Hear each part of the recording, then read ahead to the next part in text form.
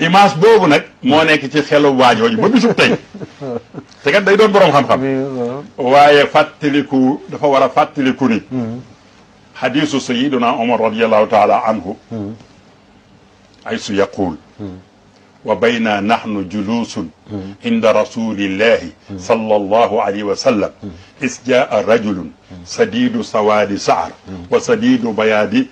siyaabi laa nara fiihi min asari safari